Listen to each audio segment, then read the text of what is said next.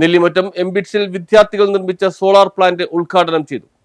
Nellimattam MBITS engineering കോളേജിൽ വിദ്യാർത്ഥികൾ നിർമ്മിച്ച 50 കിലോവാട്ട് സൗരോർജ്ജ പ്ലാന്റിന്റെ ഉദ്ഘാടനം നടന്നു. 2020-24 batch electrical and electronics engineering വിദ്യാർത്ഥികൾ തങ്ങളുടെ അക്കാദമിക് പ്രൊജക്ടിന്റെ ഭാഗമായിട്ടാണ് കോളേജിലേക്ക് 50 കിലോവാട്ടിന്റെ പ്ലാന്റ് തയ്യാറാക്കിയത്. കോളേജ് മാനേജ്മെന്റിന്റെ ധനസഹായത്തോടെയാണ് പ്ലാന്റ് തയ്യാറാക്കിയത്. 20 ലക്ഷം രൂപയാണ് വിദ്യാർത്ഥികളുടെ പ്രൊജക്ടിനായി മാനേജ്മെന്റ് നൽകിയത്. കോളേജിലെ 2016-20 ബാച്ച് ഇലക്ട്രിക്കൽ വിദ്യാർത്ഥികളുടെ നേതൃത്വത്തിൽ ആരംഭിച്ച സംരംഭമായ റെൻവോൾട്ട് എനർജി സൊല്യൂഷൻസ് പ്രൈവറ്റ് ലിമിറ്റഡിന്റെ ടെക്നിക്കൽ സപ്പോർട്ടോടുകൂടിയാണ് നിർമ്മാണം പൂർത്തിയായത്.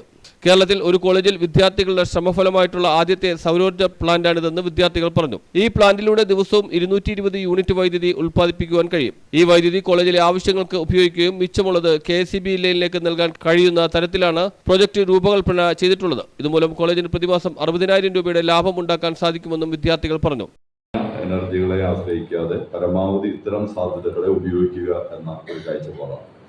അതിന് രാജ്യത്തെ ഗവൺമെന്റും കേരളത്തിലെ ഗവൺമെന്റും അതിനാവശ്യമായ സബ്സിഡികളും മറ്റ് സഹായവും നൽകിയാണ് ഇത്തരം കാര്യങ്ങളെ പരമാവധി പ്രൊമോട്ട് ചെയ്യാൻ ഇപ്പോൾ ശ്രമിച്ചുകൊണ്ടിരിക്കുന്നത്. ആ ഒരു ഘട്ടത്തിലാണ് നമ്മുടെ വിദ്യാർത്ഥികൾ മാതൃകാപരമായി നമ്മുടെ കോളേജിന് ആവശ്യമായ വൈദ്യുതി പരമാവധി, അതായത് പൂർണ്ണമാവില്ല എന്നാണ്, എന്നാലും പരമാവധി ഇവിടെ നിന്ന് തന്നെ കണ്ടെത്താൻ കഴിയത്തക്ക വിധത്തിലേക്കുള്ള ഒരു മാതൃകാപരമായ പ്രവർത്തനം ഏറ്റെടുത്തത്.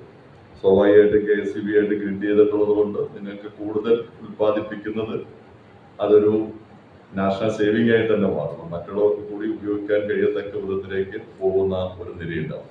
അതിന്റെ കണക്ക് പ്രകാരം മാർച്ച് അവസാനം ക്ലോസ് ചെയ്തിട്ട് ഒരു തുക ബാലൻസ് ഉണ്ടെങ്കിൽ KSEB കൂടെ തരുമെന്നൊക്കെ. പക്ഷെ അത് എത്രമാത്രം സാധ്യമാവുമോ എന്നുള്ളത് നോക്കേണ്ടതാണ്. പക്ഷെ പരമാവധി ഉപയോഗിക്കുക എന്നുള്ളതാണ്. പരമാവധി നമ്മുടെ ആവശ്യങ്ങൾക്ക് പൂർണ്ണമായും.